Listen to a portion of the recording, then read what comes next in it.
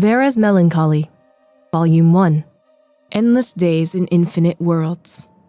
There are times when I think to myself, there's nothing to do in this tiny village. What a dull place to live. This wasn't the first time that Vera had complained about her hometown, the small country village of Delphi. Her frown eased slightly as she lay on the hillside near the village, eyes closed, feeling the breeze of the early summer. Then, where in this world would you not consider dull? Her buddy Sachi asked curiously. Vera sat up and leaned forward. I believe on the other side of the starry sea is a planet inhabited by gods who can answer all questions and wishes, and everyone bearing a wish is on a journey to get there. I believe in our universe, there is a world currently in a war against Doomsday, where the noble and elegant souls of 14 Valkyries burn bright, if only for a brief but magnificent moment. You've been reading too many of those weird fantasy novels. But, this village really is dull. When was the last time anything fun happened here? Funny you should say that. A new family did move into our village recently. Novelty and fun aren't the same thing! Despite what she had said, Vera decided to pay a visit to the newcomers. Sachi, however, remembered his family rules and walked back home for dinner. Vera gave the door to the newcomers' abode a gentle push. Much to her surprise, it wasn't locked. Anybody home? No sooner had the words left her mouth than the living room cupboard doors flew open and out jumped a black-haired boy wearing glasses. He was followed by a tentacled blue slime. "Make way! Tal, why'd you let a stranger in?" The black-haired boy gently pushed Vera out of the way and picked up an axe by the door. "You leave me with no choice. Since you have seen everything, there's only one thing for it." Thus began the biggest crisis of Vera's life. Volume 2. My backyard is slightly bigger than the entire universe.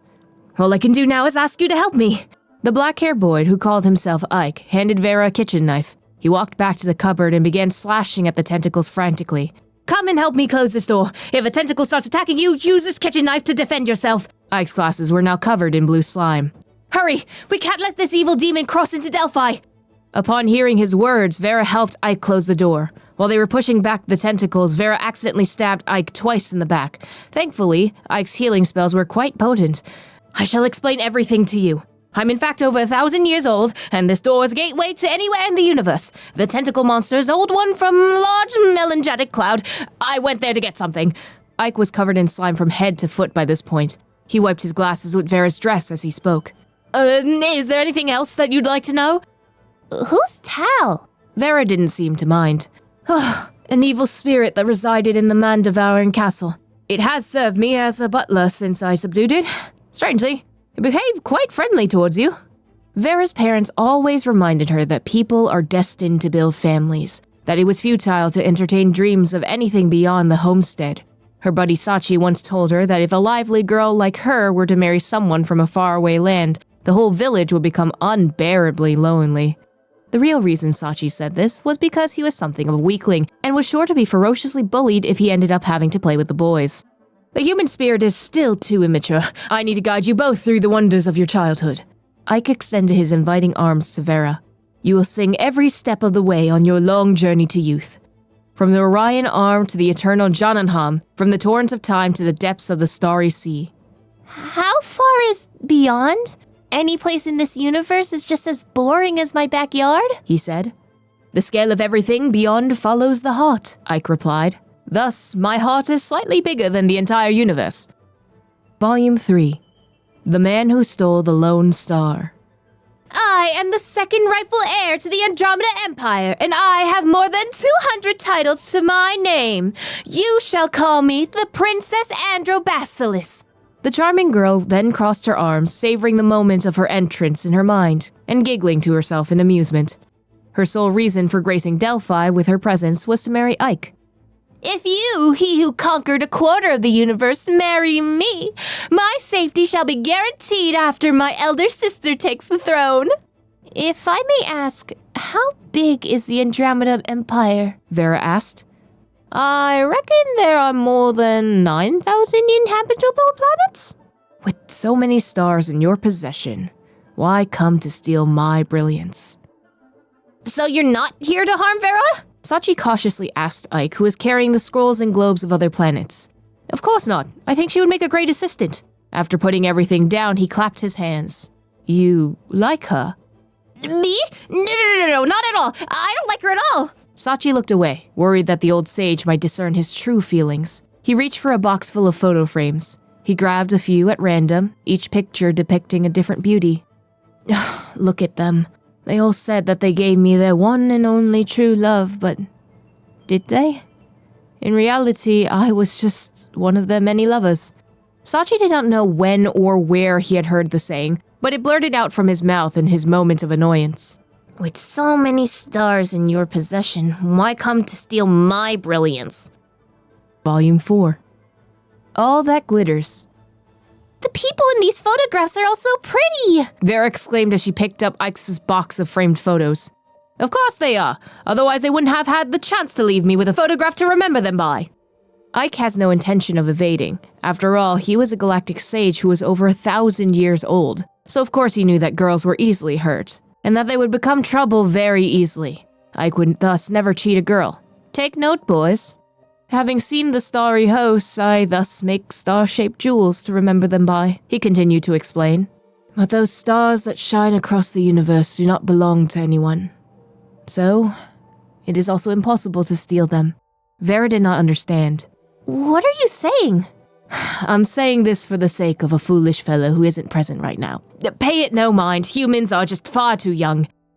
I will serve as a go-between between you and Ike, Sachi said to the princess of the Andromeda Empire in a loud voice. Huh? I love Vera.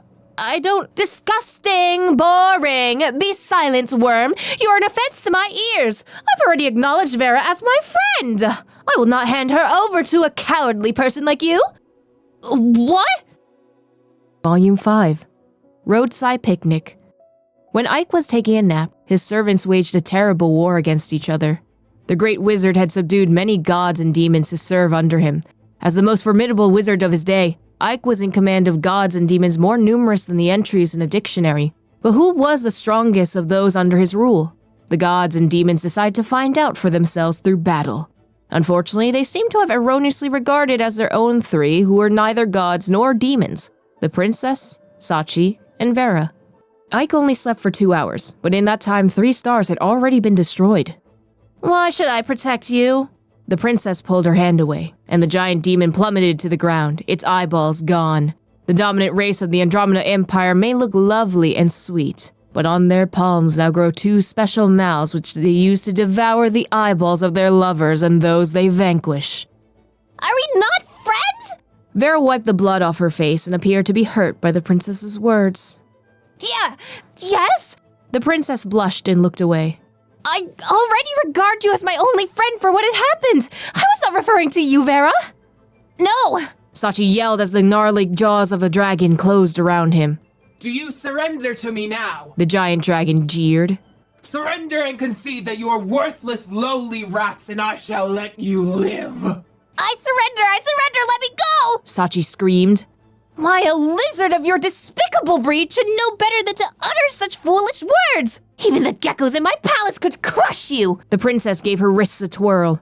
No, this has nothing to do with me! Sachi yelled as the dragon cast him into the sky. And just like that, the battle between the dominant species of Andromeda and the ancient giant dragon was over. The moral? You won't get hurt if you just surrender. Sachi was knocked out of the contest and woke Ike up with the slap of a slipper. Vera also survived thanks to the protection of the princess.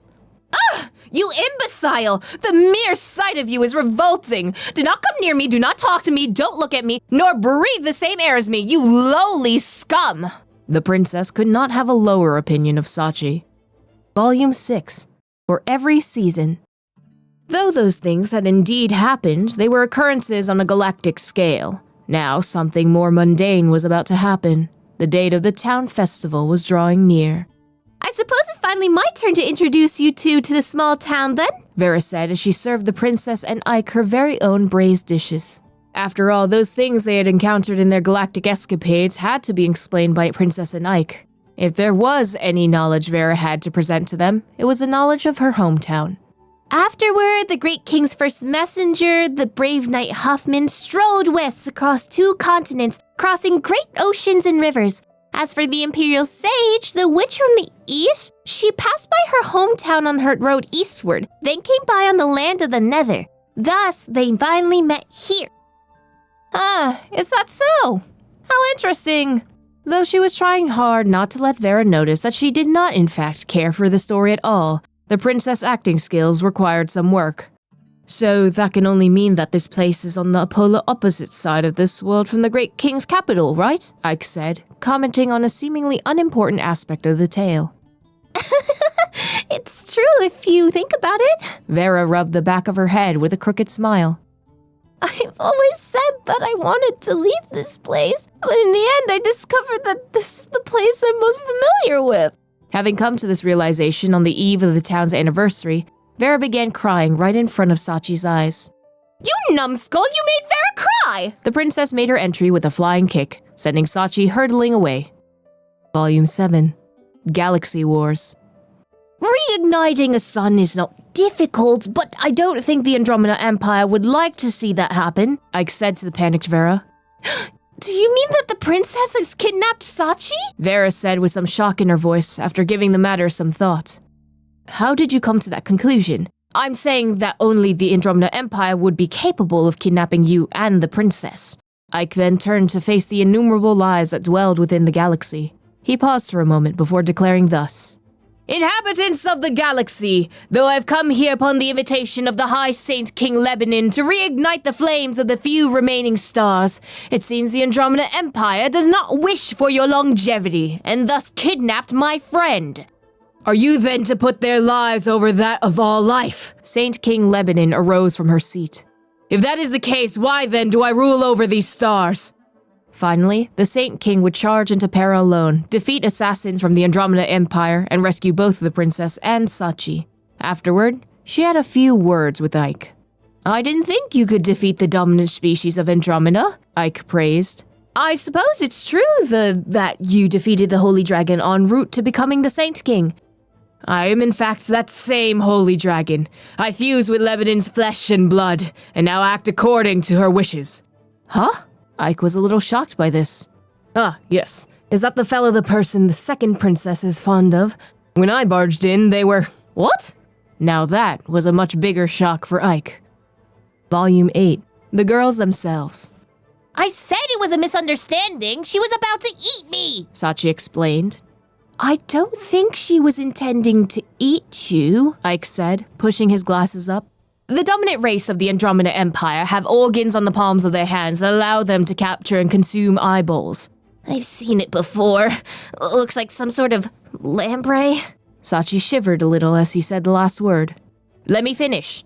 Ike wanted to touch his eyes, but wound up pressing his fingerprint into his glasses. Taking his glasses off, he touched his left eye. The practice of eating eyes has two meanings. Submission, he touched his right eye, and love. Sachi also began to rub both his eyes, thinking about which it was back then. Whatever the case, I don't think the princess really understands the difference. Those who submit to her, those things she conquers, those who love her, they're all the same to her. People who can't hurt her in an imperial succession battle. Huh. No wonder those Andromeda Empire assassins kidnapped her. 2 birds with 1 stone, eh? Oh, I'm not getting involved in their succession wars. I can only help you support her better. Hey now, it's not like that. I mean, doesn't she hate me the most? And what were the girls talking about this very moment? That may yet be an eternal mystery. Volume 9. Death awaits in abyssal waves. As Vera and Sachi grew up, the chemistry between the four changed in subtle and inexplicable ways. Enough with the excuses, Sachi said to Ike. Vera will not cease pursuing you even if you never reciprocate her feelings. Ike was a symbol of a faraway land. He stood for the unknown, for that which was waiting to be discovered. A brave bird would never nest there, but would be forever adrift in the winds of admiration. Ike retorted, No matter which way you look at it, being 1,000 years old makes you an elderly person. Then we are well matched in age. The princess merrily chipped in on their conversation. When Sachi finally mustered the courage to declare his love, he was met with the most dreadful fate. Remember the ancient sword that Ike and Vera received from the old ones when they first met? It was what Ike needed to propel destiny forward. But now, Vera had her finger slit by its blade, and a malicious ancient virus sapped the life out of her. This is all your fault! Sachi grabbed Ike by the collar. If the tragedy had not happened, Ike would have laughed it off, for he was a gentle soul. But this time, he slapped Sachi's hand away. You don't know how to rewind time? Please, do it to save Vera! Even the princess begged. You don't understand. Only the future can save the past, not the other way around.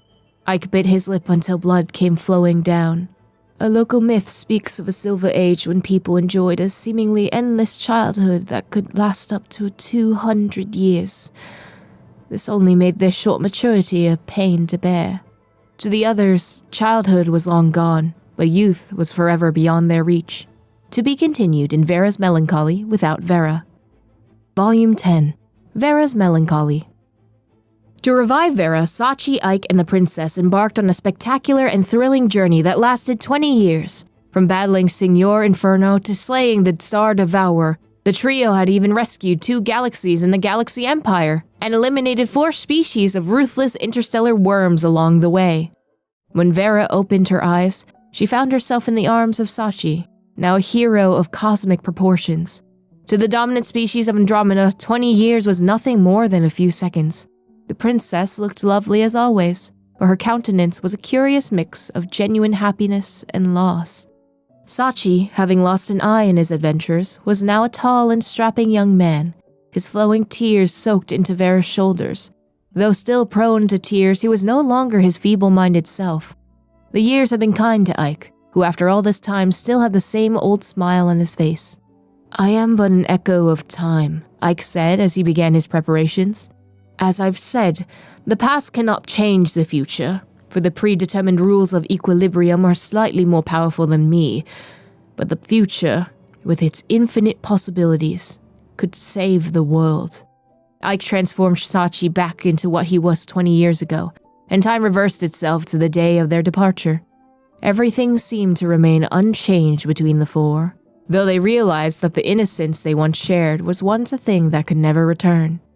I'm sorry for depriving you of your childhood, Ike said to him. Now go. The youth that you deserve awaits. I have witnessed every wonder in the universe for your sake, and this was how my childhood ended. Sachi summoned every last ounce of his courage as he stood before the girl of his destiny. I will never reach my youth without you by my side. What will her answer be? Editor's note. The author of Vera's Melancholy is now off living the high life with the royalties from the first 9 volumes. If you happen to see him on your encounter of the universe, please help us to impress upon him the urgency with which we require the next volume.